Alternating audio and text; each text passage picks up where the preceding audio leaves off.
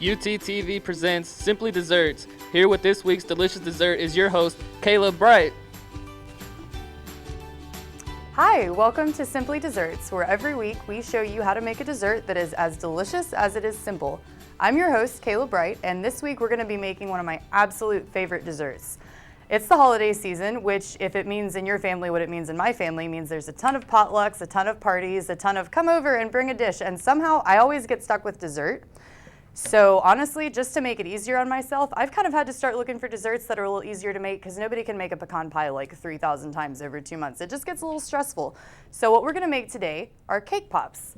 Now cake pops are one of my favorite things to make because they're super simple and you can make them in a ton of different varieties. The ones we're gonna make today are just gonna be a real simple yellow cake with chocolate frosting. Now you start with a box cake mix. Again, you can use any flavor you wanna use. I chose yellow because it's one of my favorites. Red velvet with white chocolate is also probably one of my favorites. So if you're thinking something other than yellow, that's always a good choice. So we're gonna start with the cake mix. You're just gonna prepare it like you're making a cake. You're gonna get water, eggs, and vegetable oil, mix it all together, pop it in the oven. Literally nothing easier in the world. Then, once you've got your cake, you're gonna wanna let it cool completely, all the way cool. And then you're gonna start to break it up into chunks. And when I say break it up into chunks, really, what you're gonna wanna do is just like pulverize this cake. Like it needs to be just like cake powder, because the easier it is to break, or the more broken up it is, the easier it's gonna be to mix it for the next step. So we've got these lovely chunks of cake here, and we're gonna go ahead and get them in the mixing bowl.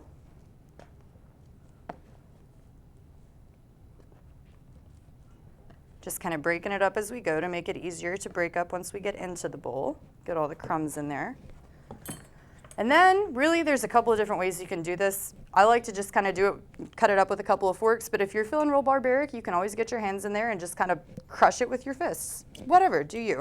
So we're just gonna break this cake up into some nice, like, functional crumbs here, and try not to throw it all over the studio.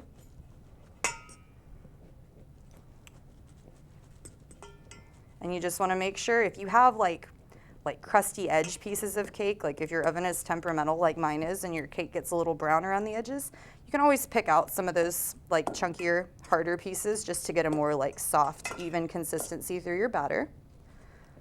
So we're just gonna keep breaking this up. And again, you really wanna have like as few chunks of cake left as possible. So really just go to town, just break it all the way up into a powder. You just want to break it down until you basically just have like a giant bowl of cake crumbs, which sometimes will take a while. Patience is key.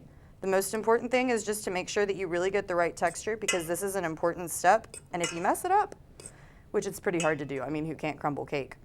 But if you mess it up or you don't get the cake crumbly enough, the batter is not really going to mix right. So you just want to make sure that you've got a nice bowl full of even, small, powdery cake crumbs.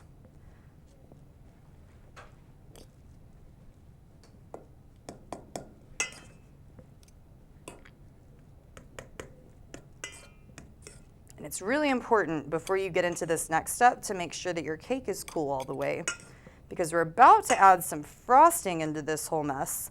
And once you do that, sometimes if the cake is too warm, the frosting starts to melt, and then your batter kind of just turns into a gooey mess. And nobody likes that. So again, cake all the way cool and broken up into nice little crumbs, which it looks like we're about there. So this is about the consistency that we're looking for. It's very, very powdery. No like chunks of cake in there, like if you tried to pick it up, it'd just fall through your hands.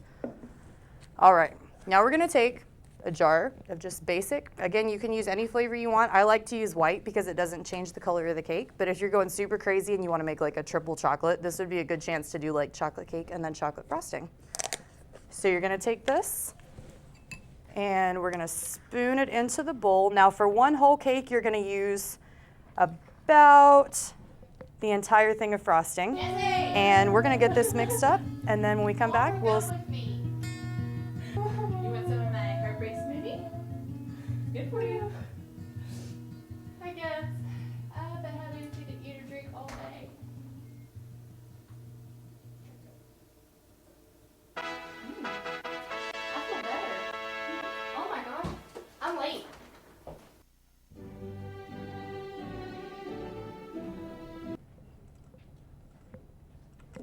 All right, so we're back, and before the break, we were mixing up the batter for our cake pops. Now, once you get the frosting in with the cake crumbs, you're just gonna wanna make sure it gets really, really well mixed.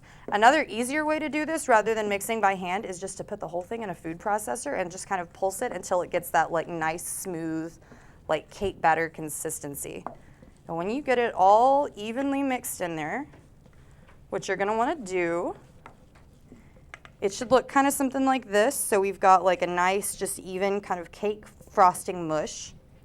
And so we're gonna put that to the side, and what you're gonna wanna do with that is let it chill in the freezer for long enough for it to get all the way cold, because then you're gonna start rolling it into balls, and that's really, really hard to do when it's soft. So if you put it in the freezer, it gives it some time to cool and kind of solidify.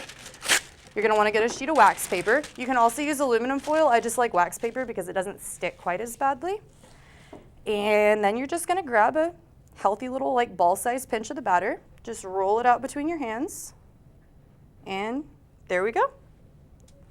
And we're just gonna roll out a few of these. And this is kind of fun. I like to do this sometimes, like have a couple of friends over, or like these are really fun to make with like your kids. Like I make them with my little cousins all the time, and it's really fun because it's so simple that they really feel like they're helping. And they love to get their hands in there and like roll out the batter. You gotta watch them though, because they always try to eat it. Kids are tricky like that. All right, so we've got a few balls rolled out. You wanna make sure to keep them not too terribly, terribly big, because otherwise they're really hard to dip. So let's get a few of these going here. All right, so now we're gonna move on to the fun part, which is the dipping. Now, there's a couple of different ways that you can dip. I like to use just basic old almond bark, which is easy because you can put it in the microwave. You can use chocolate chips or baking chocolate or anything like that. The only trick is with those, you're gonna wanna add a little bit of extra like fat to it, like the tablespoon of like Crisco or shortening or something like that, just to make sure that they melt really smoothly. But with almond bark, you've already got that smooth, like melting consistency. You're gonna take your stick, what we have here are just some nice basic bamboo skewers, and you're gonna stab your cake pop, make sure it's all the way on there.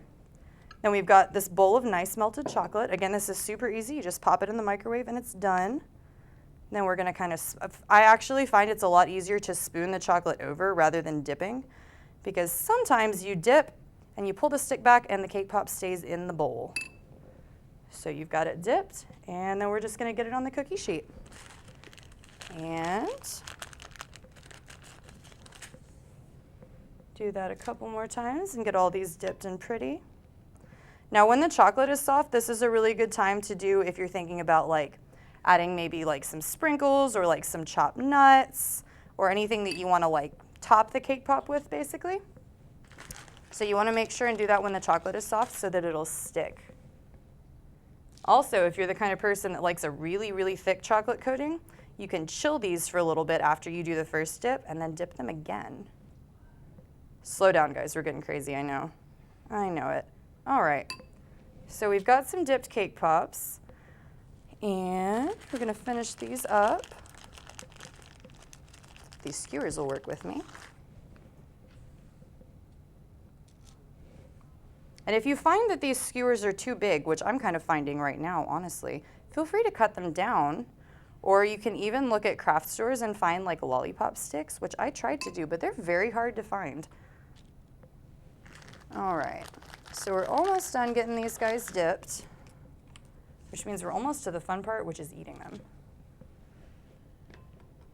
All right, make sure your chocolate's staying warm. The great thing about this almond bark is if it starts to solidify on you, you can always just pop it back in the microwave for a little bit and make sure it stays at good, soft, melty temperature.